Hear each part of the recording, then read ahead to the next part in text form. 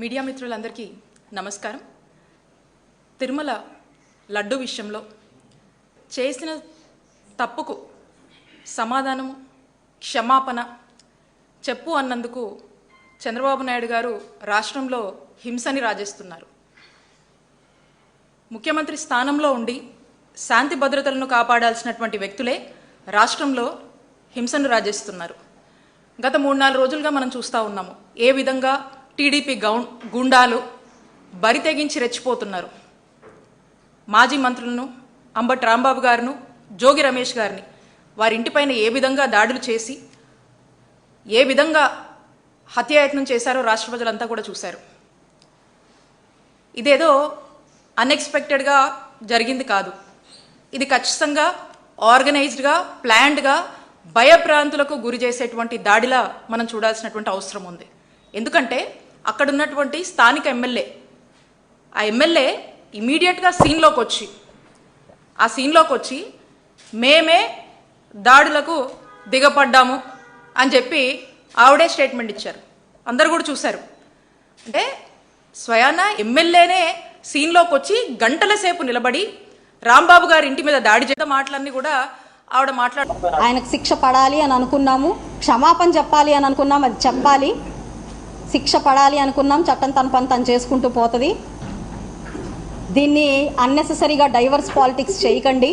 మళ్ళీ మాట్లాడితే మళ్ళీ వస్తాం, ఇది హెచ్చరిక. మళ్ళీ మాట్లాడండి, తప్పు మాట్లాడండి, మళ్ళీ వస్తాం. కాబట్టి దీన్ని ఆపేయండి. మీ పరామర్శ కోసం పాపం ఆయన దారి ఖర్చులకి ఆస్తులు అమ్ముకోవాల్సి వస్తుంది, గుర్తుపెట్టుకోండి. ఇది కనుక రిపీట్ అయితే ఒక్కళ్ళం కాదు. ఈసారి ఒక మహిళని మీరు అవమానించినందుకు గుంటూరు మహిళ గళ్ళా మాధవి గుంటూరు మహిళలను వేసుకొని మిమ్మల్ని క్వశ్చన్ చేయడానికి వచ్చింది, గుర్తుపెట్టుకోండి. ఇదే మళ్ళీ మీరు పదే పదే గనక ప్రవోక్ చేస్తూ డైవర్స్ చేస్తూ మితిమీరిన వేషాలు గనక వేస్తే ఈరోజు గుంటూరు మహిళ కాదు ఆంధ్ర మహిళ వస్తుంది బయటికి. మీరు అది గుర్తుపెట్టుకొని వ్యవహరించండి. ఇంకా చాలు, దీన్ని ఆపండి. దీన్ని చూస్తూ ఉన్నాము. సాక్షాత్తం ఎమ్మెల్యే మాధవ్ గారు ఏం మాట్లాడుతూ ఉన్నారు, మళ్ళా వస్తాం, మళ్ళా కొడతాం, ఊరుకోము అని ఎమ్మెల్యే స్థానంలో ఉండి ఎలా మాట్లాడుతున్నారో చూడండి. నేను చెప్తా ఉన్నా, మాధవ్ గారు గుంటూరులో మీ పార్టీలో మీ పరిస్థితి ఏంటో అక్కడ ఉన్న వాళ్ళందరినీ ఎవరిని అడిగినా చెప్తారు, అందరూ అనుకుంటూ ఉంటారు. మీరు number of times press meet పెట్టారు. స్వయంగా మీ పార్టీ అధికారులే మీ మాట వినట్లేదని దానికోసం మీరు నంబర్ ఆఫ్ కంప్లైంట్స్ ఇచ్చి నంబర్ ఆఫ్ ప్రెస్ మీట్స్ పెట్టి మీ బాధలన్నీ మీరు చెప్తూ ఉంటారు. ఇది నేను చెప్తుంది కాదండి, మీ ప్రెస్ మీట్లు ఉన్నాయి, మీ కంప్లైంట్స్ ఉన్నాయి. అక్కడ ఉన్నటువంటి ప్రజలను అడిగితే వాళ్ళందరూ కూడా చెప్తారు. కాబట్టి మీ పార్టీ ఈ ఎపిసోడ్లో మిమ్మల్ని బలిపశువు చేస్తుందని మీకు వినిపించుకుంటా ఉన్నాను. కాబట్టి మీరు ఒకసారి ఆలోచించండి. రేప్ అనేది ఒకటి ఉంటుంది, కొత్తగా ఎమ్మెల్యేగా అయ్యారు పాపం. కాబట్టి రేప్ అనేది ఒకటి ఉంటుంది. ఆ రేప్ అనేది గుర్తుపెట్టుకొని దాని తగ్గట్టుగా మీరు ఉంటే బాగుంటుంది అని చెప్పి కోరుతా ఉన్నాను. కాబట్టి ఇంత ఆవేశము ఈ విధంగా ముందుకు వెళ్ళడం అనేది రాష్ట్ర ప్రజలందరూ కూడా చూస్తున్నారు, ప్రజలన్నీ కూడా గుర్తుపెట్టుకుంటారని తెలియజేస్తూ ఉన్నాను. ఈవిడిలా అయితే ఇక అక్కడ కేంద్ర సహాయ మంత్రి ఆయన ఈ దాడి జరిగేటువంటి కొన్ని గంటల ముందు ఏం మాట్లాడారో ఒకసారి చూద్దాం. పెమ్మసాని గారు, ఈ రోజు నుంచి మీకు నిజమైన సినిమా ఏంటో త్వరలో చూస్తారు. మీకు 24 గంటల్లో మీకు ఎలా ఉంటుందో తెలుస్తుంది. ఈ రోజు నుంచి మీకు నిజమైన సినిమా ఏంటో త్వరలో చూస్తారు. మీకు 24 గంటల్లో మీకు ఎలా ఉంటుందో తెలుస్తుంది. మనం చూసాము పెమ్మసాని గారు ఏం మాట్లాడుతూ ఉన్నారు. పెద్ద పెద్ద అవుతా ఉంది. ఇదొకలా ఉంటే ఇక మా చిలుకలూరుపేటలో అక్కడ ఎమ్మెల్యే ఉన్నాడు పుల్లారావు. మరి అతను నేను అక్కడ తిరుమల లడ్డు విషయంలో ఏదైతే జరగనటువంటి కల్తీ నెయ్యి అని చెప్పేసి ఏ విధంగా చంద్రబాబు నాయుడు గారి ప్రభుత్వము అసత్య ప్రచారం చేస్తుందో మరి ఇది తప్పు. స్వయంగా మనం చూసాము, ఈ సిబిఐ సిట్ ఇచ్చింది ఏమని, దీంట్లో ఎక్కడ కూడా జంతు కొవ్వు కలవలేదు నెయ్యిలో అని చెప్పారు. ఎన్డీడీబీ కూడా అదే స్పష్టం చేసింది, there is no lard detected అని చెప్పేసి, ఇందులో జంతు కొవ్వు కలవలేదు అని చెప్పి స్పష్టంగా డిటెక్టెడ్ అని చెప్పేసి, ఇందులో జంతు కొవ్వు కలవలేదు అని చెప్పి స్పష్టంగా చెప్పారు. మరి ఇది జీర్ణించుకోలేక వీళ్ళు డైవర్షన్ పాలిటిక్స్ చేస్తూ ఉన్నారు. నేను మా నాయకులతో బోయపాలెం గుడికి, అక్కడికి వెంకటేశ్వర స్వామి గుడికి వెళ్ళి అక్కడ పూజలు నిర్వహించి బయటికి వస్తే నానా రభస చేశారు. ఒక్కసారి అది వీడియో ప్లే చేయమ్మా.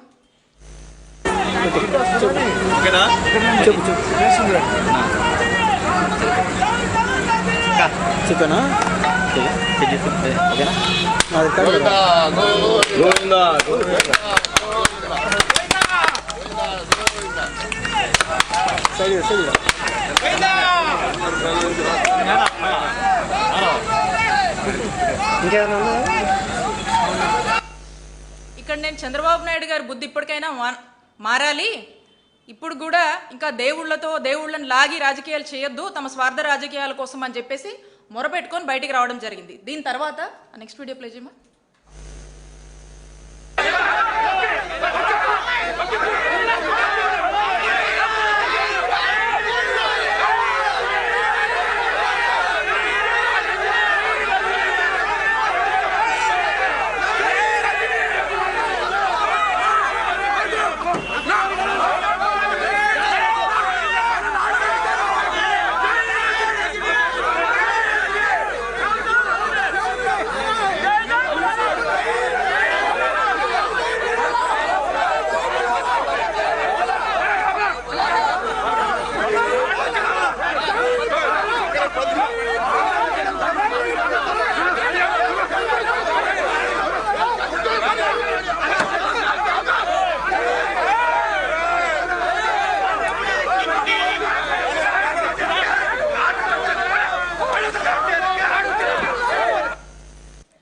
ఇక్కడ మీరు చూశారు ఏ విధంగా వందల మంది వచ్చి మా పార్టీకి నాకు వ్యతిరేకంగా స్లోగన్స్ ఇస్తూ నా కారు మీద పడి ఏ విధంగా దాడి చేస్తున్నారో మీరు ఈ విజువల్స్ అన్నింటిలో చూస్తున్నారు. ఇక్కడ విచిత్రం ఏంటంటే నేను గుడిలోంచి బయటకు వచ్చినప్పుడు వాళ్ళే బయటకు వచ్చేలోపు ఈ రభసంతా చేసి మా మీద దాడి చేయడానికి, మా కారు మీద దాడి చేసి ఇలాంటి స్లోగన్స్ ఇచ్చి ఇష్టం వచ్చినట్టుగా మాట్లాడి మా మీద దాడి చేసి తిరిగి ఈరోజు చూస్తే విచిత్రం ఏంటంటే ఈరోజు నా మీద, మా క్యాడర్ మీద కేసు కట్టారు. ఈ కేసు గురించి కూడా చెప్తాను మీకు. ఈ కంప్లైంట్లో ఏం రాస్తుందంటే, మేమంట గుడికి వెళ్ళి అక్కడంట బయట నేను కుల మత వర్గాలు గురించి రెచ్చగొట్టే విధంగా నేను మాట్లాడానని చెప్పి కంప్లైంట్లో పెట్టారు. నేనంటే కుల మతాలు వర్గాల గురించి ఏదో రెచ్చగొట్టినట్టుగా మాట్లాడానని, ఆ తర్వాత మీకు ఇక్కడ ఏం పనని వచ్చిన వాళ్ళతో నేను గొడవపడి వాళ్ళని చేతులతో నెట్టి కర్రలతో కొట్టానంట. ఇది వీళ్ళు నా మీద కంప్లైంట్ ఇచ్చి మరి నా మీద కేసు కట్టారు. 22 మంది మీద కూడా, మా నాయకుల మీద కూడా, అక్కడ పార్టిసిపేట్ చేసిన వాళ్ళ మీద కేసులు కట్టడం జరిగింది. ఒక్కసారి ఆ ఫస్ట్ వీడియో ప్లే చేయమ్మా.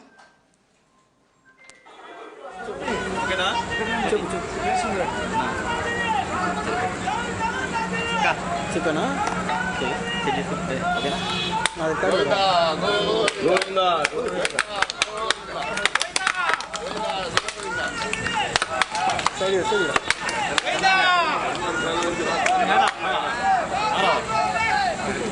ఓకేనా.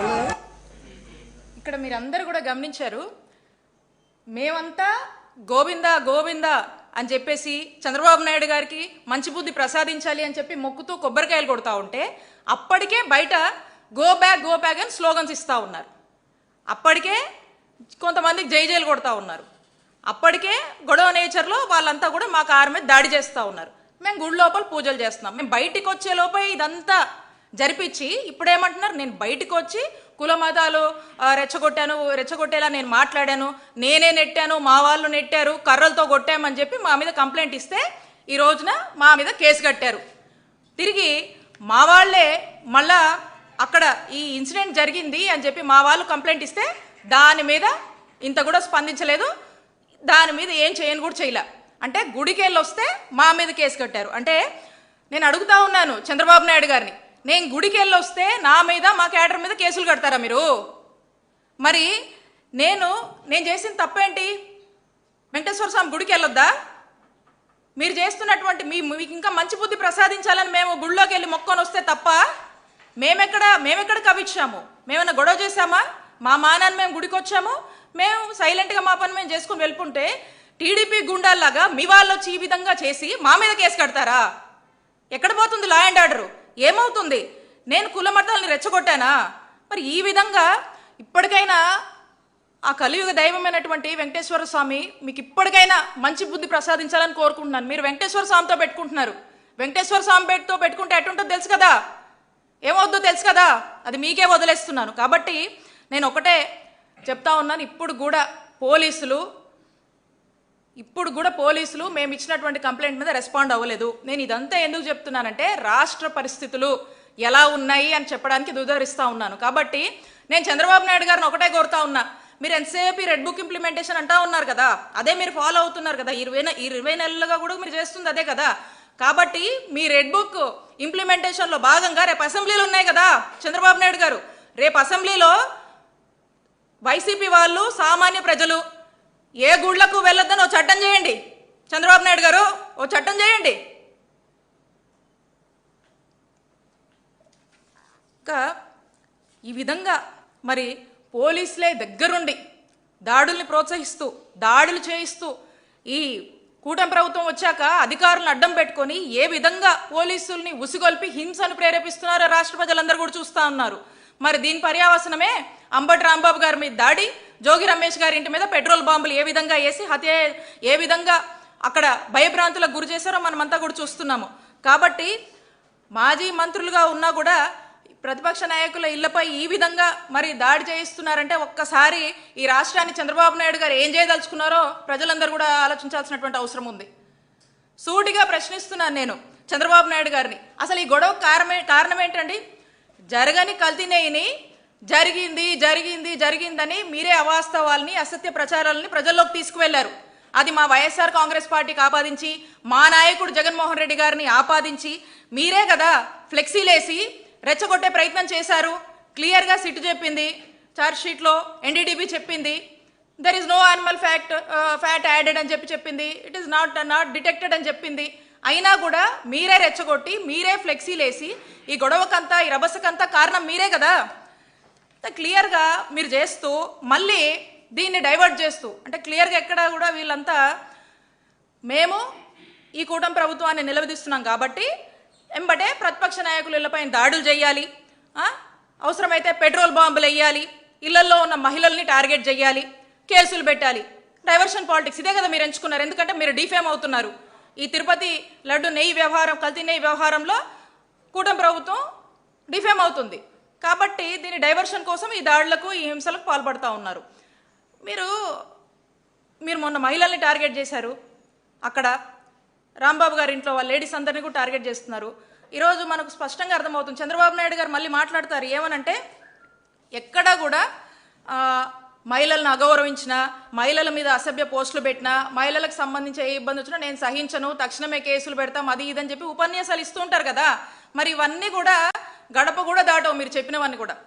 అలా మాటలకి మీ మీడియాలో రాసుకోవడానికి పరిమితం తప్పితే ఇవేమీ కూడా చేతల్లో సాధ్యమయ్యేటివి కావు. ఎందుకంటే మీరే మహిళల్ని టార్గెట్ చేస్తారు, మళ్ళీ మీరేదో మహిళలకు చేసేస్తున్నట్టు, మహిళా పక్షపాతిలాగా మహిళల గురించి తెగ ఆలోచిస్తున్నట్టు, మహిళకి ఏ ఇబ్బంది వచ్చినా మీరేదో తెగ చేస్తున్నట్టు మళ్ళీ మీరే బిల్డప్ ఇస్తారు. కాబట్టి ఇక్కడ నేనున్నాను, ఒక బీసీ మహిళను నా మీద పలుసార్లు దాడి చేశారు. ఈ విషయంలో కూడా నేను గుడికి వెళ్తే నా మీద కేసు కట్టారు. మరి దీనికి మీరేం సమాధానం చెప్తారు? అసభ్యంగా సోషల్ మీడియాలో నంబర్ ఆఫ్ పోస్టులు పెట్టి వేధిస్తూ ఉన్నారు. మా పరిస్థితి ఇలా ఉంటే రాష్ట్రంలోని సామాన్య మహిళల పరిస్థితులు ఏంటండి? సమాధానం చెప్పండి చంద్రబాబు నాయుడు గారు. దీనికి ఏముండదు. ఇవన్నీ చూస్తుంటే అసలు రాష్ట్రంలో ఆటవిక పాలన నడుస్తుందా అనిపిస్తుంది. లా అండ్ ఆర్డర్ ఉందా అని ప్రతి సామాన్యుడు ప్రశ్నించేటువంటి పరిస్థితి ఈరోజు నెలకొంది. There is no democracy, no Indian constitution, no law and order. ఇది మన రాష్ట్ర పరిస్థితి. జంగల్ రాజుగా మారింది ఈరోజు మన రాష్ట్రం. ఈ విధంగా 20 నెలలుగా మనం చూస్తూ ఉన్నాము. కంటిన్యూస్గా ఇదే తంతు. ఏమంటే రెడ్ బుక్, లోకేష్ గారు red book implementation, red book agenda, red book policy, red book governance. రాష్ట్రంలో యథేచ్ఛగా కూడా ఇదే నడిపిస్తూ ఉన్నారు. అందుకే మన ఆంధ్రప్రదేశ్ రాష్ట్రంలో అంబేద్కర్ గారు రాసినటువంటి రాజ్యాంగం ఎటో పోయిందండి, దానికి తూట్లు పొడిచేశారు. ఈ ఐపీసీ అంటే ఏమైంది తెలుసా మన రాష్ట్రంలో? ఐపీసీ అంటే ఈ ఐపీసీని ఏదైతే ఉందో దాన్ని లోకేష్ పెనల్ కోడ్గా మార్చారు. ఈ బిఎన్ఎస్ని బాబు న్యాయ సంహితగా మార్చారు ఆంధ్రప్రదేశ్ రాష్ట్రంలో. మరి ఈ విధంగా రెడ్ బుక్తో గందరగోళం చేసి రాష్ట్ర ప్రజల్ని భయభ్రాంతులకు గురి చేస్తున్నటువంటి పరిస్థితులు మనం చూస్తూ ఉన్నాము. వాస్తవంగా ప్రతిపక్షం అంటే ఏంటండి? ప్రజల పక్షం. మీ చేతగానితనాన్ని, మీ తప్పుల్ని, మీ లోపాలని ప్రతిపక్షంగా మాట్లాడే హక్కు ప్రతిపక్ష నాయకులకు ఉంది. మేము ప్రశ్నిస్తాం, మేము ప్రజల పక్షాన పోరాడతాం. ఏ వర్గానికి అన్యాయం జరిగినా వైఎస్ఆర్ కాంగ్రెస్ పార్టీ వాళ్ళకు మద్దతుగా నిలబడుతుంది. మీరు చేస్తున్న తప్పులు తప్పని అంటుంది. మీరు ప్రజల కోసము ప్రజలకు మంచి పాలన ఇవ్వాలని చెప్పేసి మేము కోరుకుంటాం. అది జరగనప్పుడు మేము ప్రశ్నిస్తాం మిమ్మల్ని. మరి ఈరోజు అలాంటి పరిస్థితి వస్తే గొంతెత్తి మాట్లాడితే దాడులు చేస్తున్నారు, హత్యాయత్నాలు చేస్తున్నారు, గూండాయిజం చేస్తున్నారు, రౌడీయిజం చేస్తూ ఉన్నారు, భయపెడుతున్నారు. అయినా కూడా ఎవ్వరూ భయపడం ఇక్కడ. ఎందుకంటే ఈ రాష్ట్రం ఏమీ మీ జాగీర్ కాదు.